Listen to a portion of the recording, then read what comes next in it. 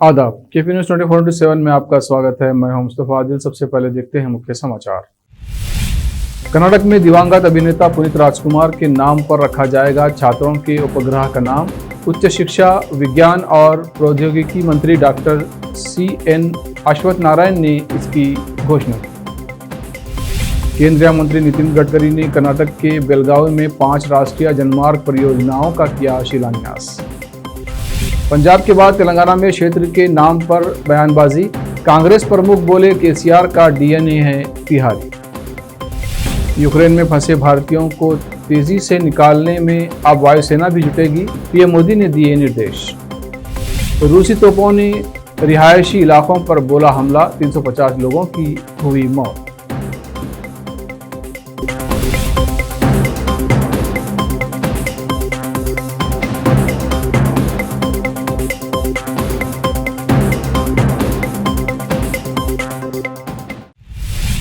अब समाचार विस्तार से। कर्नाटक राज्य के सरकारी स्कूली बच्चों द्वारा डिजाइन किए जाने वाले छात्रों के उपग्रह का नाम दिवंगत अभिनेता पुनीत राजकुमार के नाम पर रखा जाएगा। राज्य सरकार सितंबर तक लॉन्च होने वाले छात्रों के उपग्रह को डिजाइन करने के लिए 20 सरकारी स्कूलों के 100 से अधिक छात्रों का चयन कर रही है। उच्च शिक्षा और विज्ञान और प्रौद्योगिकी मंत्री डॉक्टर CN अश्वत्थ नारायण ने मंगलवार को बेंगलुरु में इसकी घोषणा की। विज्ञान और प्रौद्योगिकी विभाग ने परियोजना के कार्यान्वयन के लिए भारतीय प्रौद्योगिकी कांग्रेस एसोसिएशन ITCA के साथ एक समझौता ज्ञापन पर हस्ताक्षर किए। ये देश में लॉन्च किए जाने वाले 75 उपग्रहों में से एक होगा। कर्नाटक के उडुपी के एक कॉलेज से शुरू हुआ हिजाब पर प्रतिबंध अब न केवल पूरे राज्य में बल्कि उत्तर प्रदेश और मध्य प्रदेश जैसे अन्य राज्यों में भी फैल गया है। कर्नाटक हाईकोर्ट ने हिजाब मामले में पक्षकारों की दलीलें सुनी हैं और उम्मीद है कि अगले कुछ दिनों में सकारात्मक फैसला आएगा। पूरे देश में हिजाब विवाद के मद्देनजर दिल्ली के जामिया मिल्लिया इस्लामिया से छात्र कार्यकर्ता आफरीन फातिमा, लदीदा फरदाना, आयशा और रेहाना के एक प्रतिनिधिमंडल ने कर्नाटक के कई जिलों का दौरा किया और हिजाब मुद्दे से प्रभावित छात्रों से मुलाकात की। जामिया के छात्र हिजाब पर मीडिया से बात करते हुए आफरीन फातिमा ने कहा कि ये मुस्लिम लड़कियों को शिक्षा से दूर रखने के लिए सांप्रदायिक ताकतों की साजिश थी और उन्होंने कहा कि उन्हें डर था कि हिजाब मुद्दा समान नागरिक संहिता के लिए एक कदम था। आफरीन फातिमा ने कहा कि जो छात्र हिजाब पहनकर आए थे उन्हें हिजाब के कारण परीक्षा में बैठने की अनुमति नहीं थी। उन्हें फिर से परीक्षा में बैठने का मौका दिया जाना चाहिए। केंद्रीय सड़क परिवहन और राजमार्ग मंत्री नितिन गडकरी ने कर्नाटक के बेलगावी में 5 राष्ट्रीय राजमार्ग परियोजनाओं का शिलान्यास किया और कहा कि उन्होंने सड़क नेटवर्क को अमेरिका जैसा बनाने का लक्ष्य रखा है। इन 5 परियोजनाओं में बेलगावी संकेश्वर बाईपास, महाराष्ट्र सीमा तक Sankeshwar bypass, Chorla Jamboki Belagavi Vijayapura Muragundi NH 548B और सिद्धपुरा विजयपुरा NH 561A शामिल है। गडकरी ने 238 किलोमीटर लंबे 5 राजमार्ग का शिलान्यास किया, जिन पर 3,972 करोड़ रुपए लागत आने का अनुमान है। पंजाब के बाद अब तेलंगाना में क्षेत्रीयता के मुद्दे पर बयानबाजी शुरू हो गई है। प्रदेश कांग्रेस के अध्यक्ष A रेवंत रेड्डी ने सोमवार को कहा कि मुख्यमंत्री K चंद्रशेखर राव में बिहारी DNA है और वे मुख्य सचिव सोमेश कुमार और कार्यवाहक DGP अंजनी कुमार जैसे बिहारी अधिकारियों के साथ मिलकर राज्य चला रहे हैं। खास बात है कि कांग्रेस अध्यक्ष ने चुनावी रणनीतिकार प्रशांत किशोर को भी निशाना बनाया, जिनकी मदद लेने का फैसला केसीआर ने किया है। हाल ही में पंजाब के CN चरणजीत सिंह चन्नी के यूपी बिहार के भैया बयान के चलते विवाद खड़ा हो गया था। महाराष्ट्र सरकार ने राज्य के पूर्व कार्यवाहक पुलिस महानिदेशक संजय पांडे को मुंबई का नया पुलिस आयुक्त नियुक्त किया है। आधिकारिक आदेश में कहा गया है कि वो हेमंत नागरोले की जगह लेंगे, जिन्हें पिछले साल परमबीर सिंह को पद से हटाए जाने के बाद मुंबई का पुलिस प्रमुख बनाया गया था। नागराले को प्रबंध निदेशक के रूप में महाराष्ट्र राज्य सुरक्षा निगम में स्थानांतरित कर दिया गया है। मुंबई पुलिस के अधिकारी सचिन वाजे को एंटलिया विस्फोटक मामले में गिरफ्तार किए जाने के बाद मार्च 2021 में शहर के पुलिस प्रमुख परमबीर सिंह को हटा दिया गया था और उनकी जगह नागराले को पुलिस प्रमुख बनाया गया था। दुनिया के बेहतरीन इमारत और अजूबों में से एक ताजमहल के ऊपर कम ऊंचाई से ड्रोन आदि के उड़ान भरने पर रोक है। वहीं पिछले दिनों ताजमहल के ऊपर से एक विमान के उड़ान भरने का सोशल मीडिया पर वीडियो वायरल हुआ था, जिसके बाद हड़कंप मच गया। अब इस मामले में भारतीय पुरातत्व सर्वेक्षण ने केंद्रीय औद्योगिक सुरक्षा बल से रिपोर्ट तलब की है। बता दें कि वीडियो में एक विमान को ताजमहल के करीब से उड़ते हुए देखा जा सकता है। ये 16 सेकंड का वीडियो सोशल मीडिया पर मुगल बादशाह शाहजहां के 367 उर्स के दूसरे दिन सामने आया। 3 दिवसीय उर्स रविवार से शुरू हुआ है। शाहजहां के उर्स के दूसरे दिन सोमवार दोपहर करीब 3 बजे लोग तहखाने में प्रवेश के लिए कतार में बैठे थे। इस बीच पश्चिमी किनारे पर यमुना की ओर बेहद नीचे उड़ान भरता विमान का शोर सुनाई दिया। इसे देखकर लोग चौंक गए। ये विमान शमशान घाट की तरफ उड़ान भरता हुआ निकल गया।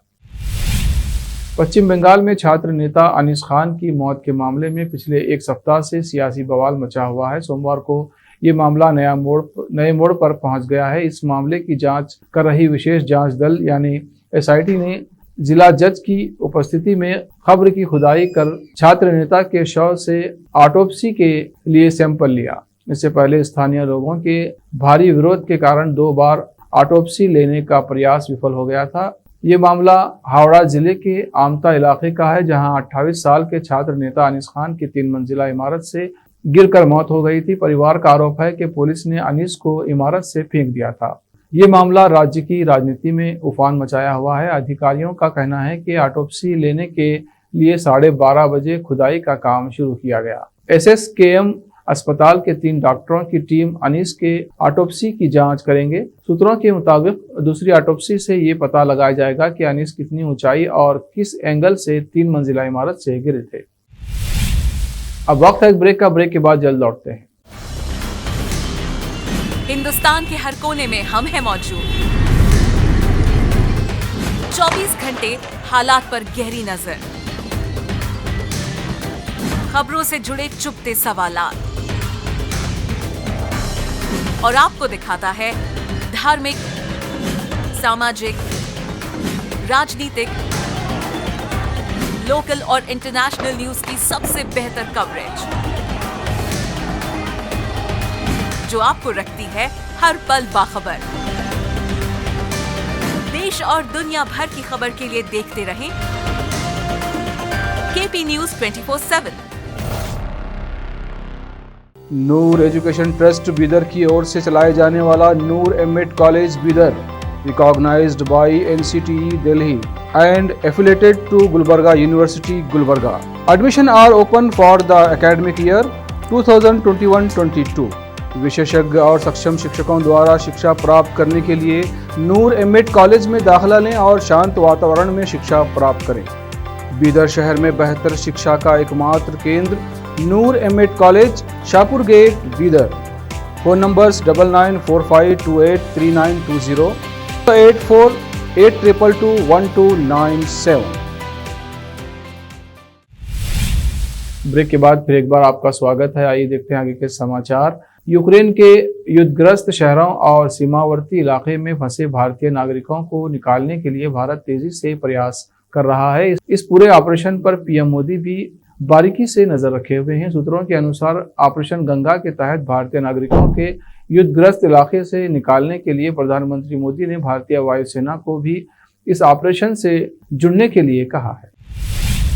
दिल्ली पुलिस और अपराधियों के बीच बाहरी उत्तरी जिले में जबरदस्त मुठभेड़ की खबर है। दोनों तरफ से हुई भयंकर गोलाबारी से पूरा इलाका सन्न रह गया। दोनों तरफ से कुल 22 राउंड फायरिंग की खबर है। पुलिस ने इस कार्रवाई में 2 शार्प शूटरों को गिरफ्तार किया है, जो बड़ी साजिश को अंजाम देने की फिराक में थे। उनके पास से 2 पिस्टल, 4 जिंदा कारतूस, 8 खाली राउंड और 1 चोरी की बाइक बरामद हुई है। ये कार्रवाई दिल्ली पुलिस के बाहरी उत्तरी जिले के एएटीएस स्टाफ ने की है। गिरफ्तार शार्प शूटर काला जठेड़ी और गोल्डी बरार गैंग के हैं। इलाके में ये एक बड़ी साजिश को अंजाम देने आए थे। यकीन करना मुश्किल है लेकिन सच है। हिमाचल पथ परिवहन निगम एचआरटीसी के बस कंडक्टर जोगिंदर ठाकुर ने अपनी अब तक की 16 साल और 8 महीने की नौकरी के दौरान एक भी छुट्टी नहीं ली है। इसमें अगर निजी बस की नौकरी को भी शामिल कर लिया जाए तो ये रिकॉर्ड इस साल मार्च में 20 वर्ष हो जाएगा। कंडक्टर जोगिंदर ठाकुर हिमाचल प्रदेश के सिरमौर जिले के नाहन डिपो में तैनात हैं और सिरमौर जिले के नाहन के संगढ़ा उपमंडल के रजान में उनका घर है। ये कहानी शुरू होती है 18 नवंबर 2000 से। कोटी धीमान मार्ग पर एक निजी बस खचाखच भरी हुई थी, लेकिन अपनी मंजिल पर पहुंचने से पहले ही ये बस हादसे का शिकार हो गई। इसमें 14 सवारों की मौत हो गई, लेकिन कंडक्टर जोगिंदर ठाकुर इस घटना में बच गए। तभी से जोगिंदर ने फैसला लिया कि अब वो अपना पूरा समय अपने काम को देंगे। जोगिंदर ठाकुर ने कहा कि इस बस दुर्घटना के बाद उनको जीवन दान मिला और उनकी भावनाओं में परिवर्तन आया। 4 जून 2005 को HRTC में बतौर कंडक्टर सेवा शुरू की। वर्तमान में जोगिंदर ठाकुर नाहन घाटों रूट पर चल रहे हैं। उन्होंने बताया कि वो हर रोज 3:30 बजे नाहन से चलते हैं और 8 बजे के करीब घाटों पहुंचते हैं। रात में विश्राम के बाद अगले दिन सुबह 6 बजे घाटों से चलकर नाहन करीब 11 बजे पहुंचते हैं। उन्होंने बताया कि इस रूट पर वो हर रोज 170 से 180 किलोमीटर का सफर करते हैं। रूसी सेना यूक्रेन में भयंकर तबाही मचा रही है। यूक्रेन के दूसरे सबसे बड़े शहर खार्किव में रूसी तोपों ने फिर रिहायशी इलाकों पर हमला किया है। खार्किव में जारी गोलाबारी में कम से कम 11 नागरिक मारे गए हैं। क्यू का कहना है कि पिछले गुरुवार को आक्रमण शुरू होने के बाद से 14 बच्चों सहित 352 नागरिक मारे गए हैं। रूस ने पहली बार स्वीकार किया है कि उसे नुकसान हुआ है। वहीं यूक्रेन में अब भी हजारों भारतीय फंसे हुए हैं। उनको निकालने के लिए भारत सरकार की ओर से प्रयास जारी है। इस बीच रूस पर अलग अलग तरीके के प्रतिबंध का दौर जारी है। अमेरिका, ब्रिटेन सहित अन्य देशों के रूस पर आर्थिक प्रतिबंध की घोषणा की है। वायरल कच्चा बादाम गाने के गायक भुवन बड़ियाकर का 28 फरवरी सोमवार को एक्सीडेंट हो गया। ये घटना उस समय हुई जब वो अपनी सेकंड हैंड कार चलाना सीख रहे थे। उन्होंने हाल ही में कार खरीदा था। एक्सीडेंट में उनके सीने में चोट लगी है और फिलहाल वो सूरी सुपर स्पेशलिटी अस्पताल में भर्ती हैं। कच्चा बादाम का गाना वायरल होने के बाद भुवन रातों रात इंटरनेट सेंसेशन बन गए। इंस्टाग्राम पर लगभग हर दूसरे गाने के बैकग्राउंड में ये नंबर बजता है। कोरोना वायरस महामारी से हांगकांग में हालात बिगड़ते हुए नजर आ रहे हैं। नौबत यहां तक आ गई है कि अस्पतालों और सार्वजनिक शवगृहों में कोविड-19 से जान गंवाने वालों के शव रखने के लिए मुश्किलों का सामना करना पड़ रहा है। खास बात यह है कि हांगकांग में अधिकांश रहवासियों ने कोरोना वायरस के खिलाफ वैक्सीन नहीं ली है। लगातार बढ़ती संक्रमण के मामले को देखते हुए अधिकारियों ने लॉकडाउन की संभावनाओं से भी इनकार नहीं किया है।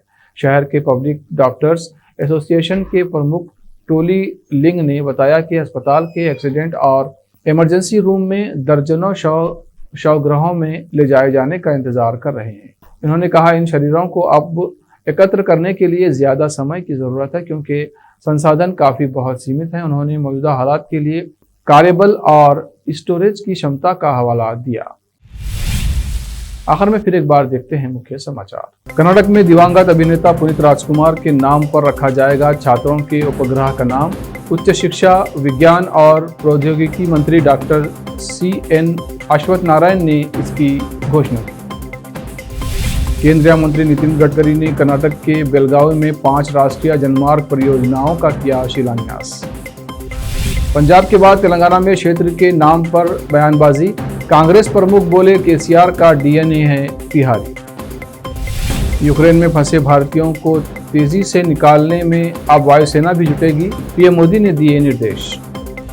रूसी तोपों ने रिहायशी इलाकों पर बोला हमला, 350 लोगों की हुई मौत।